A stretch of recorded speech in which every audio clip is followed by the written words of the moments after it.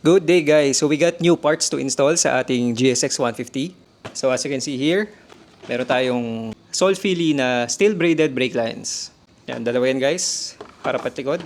So bali mag-upgrade na tayo guys ng ating mga brake hose sa GSX 150. Mamaya unbox natin to. And also magpapalit na rin tayo ng chain and sprocket. So what we have here is an RK428 KLO na gold chain. However, wala pa yung sprocket set ko guys. Hindi pa dumarating, baka next week pa, no? So baka sa next video na lang guys yung sa chain and sprocket natin, no? And for today, dito muna tayo sa brake hose. Let's go!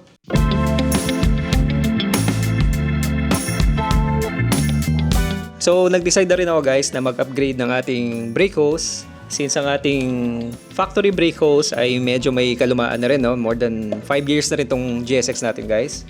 And as you can see, may mga biyak na rin yung cover niya. Yan, yan dito sa harap.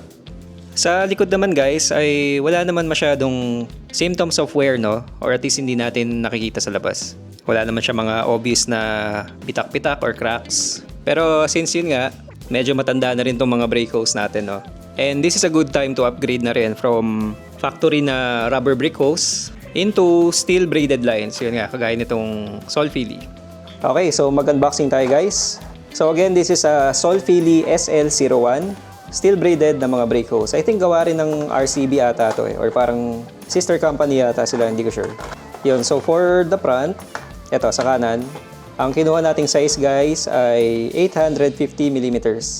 Sa likod naman ay 550. And pare silang titanium yung kulay nila. Yan, so buksan natin. Ito muna ng pangharap. Yan, ito siya. So ito yung titanium color. Meron din silang silver, pero parang mas bagay ito sa GSX, no? Yung gantong design. Tanggalin natin tong nag-hold sa kanya. And yan siya. Ito guys, yung pangharap. May cover siya, alisin natin. Yan.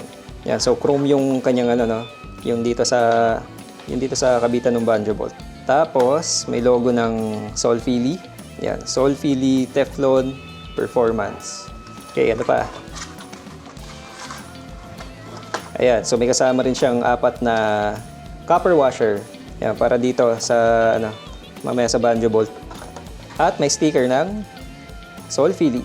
Ito naman pang likod. Ayan, ito siya, mas maigsi lang. 550mm. Ayan, ito 550. Ayan, pero ito lang siya. Hindi siya kahaba. And yun, may kasama rin siyang copper washers para sa banjo bolt. And may sticker din ba to? Ay, wala na sticker. Isa lang binigay. Yan, pero yan siya guys. Steel braided na brake lines. So this is considered an upgrade guys from our factory rubber brake hose, no? Mas matagal ang buhay na tinatagal niya as long as hindi siya magkaroon ng mga external damage, no?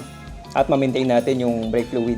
Okay, so let's start with the installation guys. Bali, ang gagawin natin is, una ay magde-drain tayo ng brake fluid. And by the way guys, bago na nga pala itong brake master natin. No? Kung mapapansin nyo, wala na yung puti na bilog dyan. Yung niremedyo natin dun sa luma. So nagpalit na tayo ng bago, pero SGP lang din yung nilagay natin. So yun nga, magde-drain tayo ng fluid. Bleed tayo ng fluid. Tatanggalin natin yung banjo bolts. Ito, yung bracket dito. And also isang bracket dito sa ilalim guys ng headlight. Yan, ito. Tapos yung sa taas. Itong banjo na to. And then makakalasa natin yan guys. Dito lang naman nakarot yan. Kung mapapansin nyo, meron din yung mga brackets dito. Gaya nito, malapit sa fork. Yan, ito. Tulak lang yan. At may isa pa dito banda malapit sa gauge. Yan. Tapos hila lang pababa. Okay, so naputol yung video natin kanina, no? Nung maliwanag pa. So again guys, kakalasin ko lang to. Tanggalin ko na yung rubber hose para makabit natin yung steel braided line.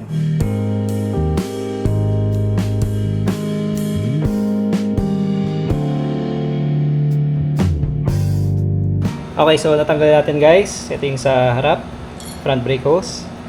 Tinanggal na rin natin yung mga bracket nya. So sukatin natin yung haba guys. Compare natin sa stock.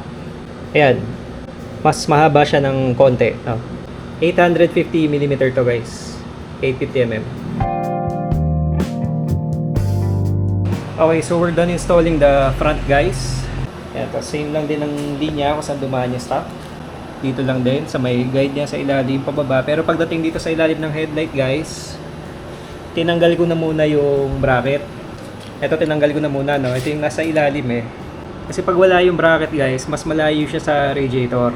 Itong brake hose. Ngayon pag kinabit natin yon, mapipilitan tayong i-atras siya ng konti. So magiging ganyan siya, no.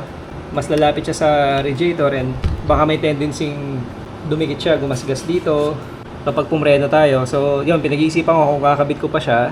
Tingnan natin, let's see. Pero so far yan siya, okay rin naman.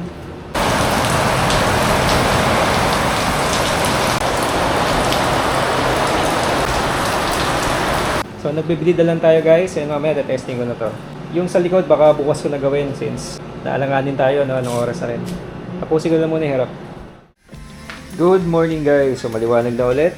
And pakita ko sa inyo yung Solfili Teflon steel braided brake hose natin. Nakakabit na sa GSX 150. Ayan, ito yung bungee bolt sa baba. At nakapatwist siya dito sa ilalim, no? Hindi na natin nilagay guys yung bracket. So pag ganyan na lang siya. Okay, update lang guys. We actually put an aftermarket na bracket dito sa ilalim, no? So ang ginamit natin is itong 12mm na P-shape bracket, stainless 304 yan. Tapos may rubber covering siya sa loob, no. So ito ginamit ko guys, and sakto siya. Sakto siya sa tornilyuhan nung stock bracket natin, no. At nakuha natin yung shape na gusto natin o yung shape na gusto nung brake hose. Nakuha natin siya, yan. Pa ganyan siya, pa slant pataas.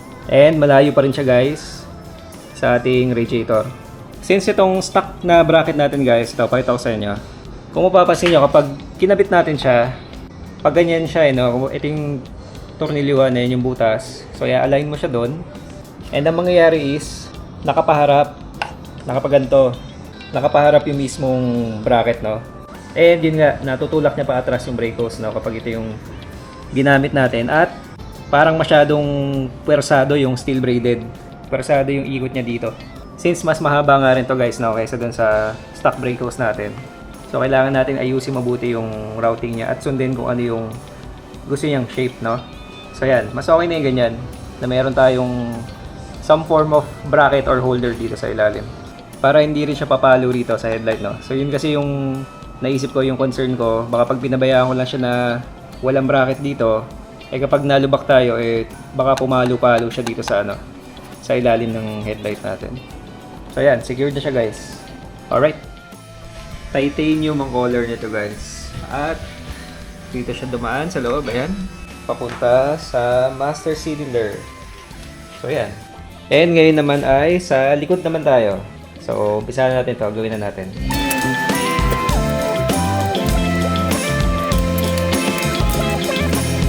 Okay, so dito naman sa likod guys, ang process natin ay same lang din, magda-drain tayo ng brake fluid, no. So tatanggalin natin to. So naka-cable tie lang yan. Yung brake hose, naka-cable tie dito sa harness, sa brake switch. Tapos ang routing niya guys ay pa-U-turn siya doon malapit sa monoshock. Yan, pag ganyan siya. Tapos nandito yung holder sa may swing arm. Papasok dito sa guide at papunta sa caliper. So ang size pala ng mga bolts nito guys ay 12mm. Yan, pati sa harap 12 lahat yan. Sa master, sa caliper, 12mm yung mga budget bolt. So tatry natin gayahin yung shape kagaya ng sa factory, sa stock. Tingnan natin kung kaya. Try nating ilapat muna guys. So dito, pa-U-turn siya sa loob. Ganyan. Mukhang kaya naman. At may extra slack pa. Ay, pinato lang muna natin ang ginaya natin yung Pullman ng stock. So mukhang pwede naman. Yan, pag ganyan siya. Okay. Magbaklas na tayo ng stock brake hose.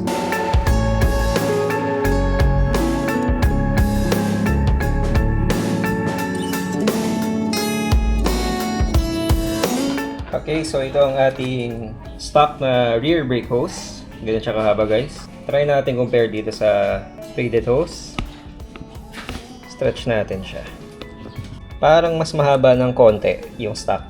Ayan dito, so kung makita nyo sa kanan guys, oh. Tsaka hindi pa siya fully banat.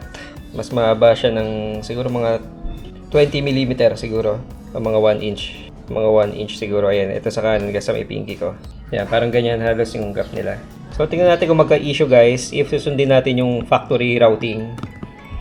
Kung gagayahin natin kung paano siya nakalagay, no? Pero, diskarte na lang natin para malagay siya ng maayos. Since konti lang naman. 550mm to guys. 550mm. Okay, so tinanggal muna natin yung muffler guys para mas may space tayo habang hinahanapan natin ng magandang pwesto. So, hanapan ko muna diskarte to guys kung ano yung magandang pwesto. Balikan kayo pag na-fit ko na siya. Okay, so na-route na natin guys. Kahit pa paano napakagat na natin dito sa master. Na-bend na natin siya. Mamaya ayusin ko pa yan. Papunta rito sa caliper yan. So, kakabit ko na lang yung bolt. And yun nga, no, ayusin pa natin yung pwesto nung brake hose. So, kabit ko na muna to. Okay, so nakabit na natin guys. Mukhang okay naman. Tama lang yung haba niya.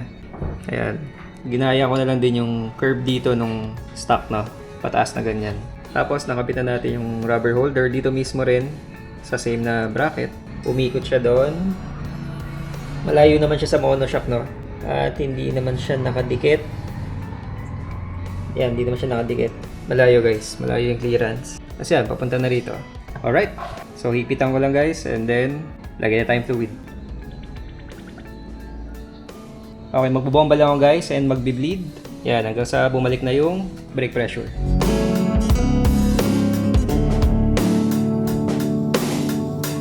Okay, we are done with the rear brake guys. Na bleed na rin natin. And may pressure na siya. Yan. Alright. So, sara ko lang to guys. Balik ko yung muffler, balik ko yung mudguard. And then, we're done. And we are done guys sa pag-install ng ating braided brake hose. At pakita ko sa inyo ulit. Ito yung sa harap. Yan siya. Solfili Teflon Performance. At ito naman yung sa likod. Okay din. Maganda ang pagkaka-install niya, no? Parang halos same lang nung stock. Ito siya palabas.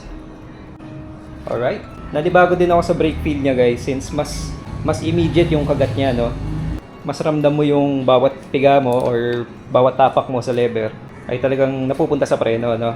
So, night and day ang difference para sa akin guys ng stock natin na rubber hose compared sa steel braided na brake hose. At ito nga siya, no? Solfili SL-01. So again guys, yung pangharap 850mm ang kanyang haba at ito ang ganito ang pagkalatag niya guys sa GSX 150. Nakapa-twist yung brake hose dito sa ilalim ng headlight. Bago rin ang ating copper washer. Sino maganda guys, at least may binigay na rin sila, no, na crush washer. Sa likod naman, ito nga, halos same lang nung arrangement sa stock, no. Naka-loop siya dito malapit sa monoshock. Pababa, yun yung rubber holder niya. Nandito lang din sa may bracket sa swing arm. Palabas dito. Diyan sa guide. At yun, papunta na rito.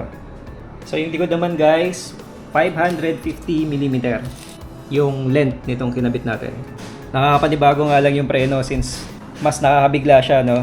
Lalo't nasanay ako dun sa dating brake pressure niya. Ngayon kasi guys, kapag diniin mo, didiin din talaga yung preno, no? Mararamdaman mo siya. Pero progressive pa rin naman siya guys. So yun din yung maganda. Kung hindi mo naman sasagarin yung brake lever mo, hindi rin naman siya pepreno ng todo kaagad, no? So meron din siyang modulation. Yun din yung kagandahan. No? So that's it guys. Comment lang kayo if you have any questions regarding sa ating brake hose installation. Thank you and God bless. Bye-bye.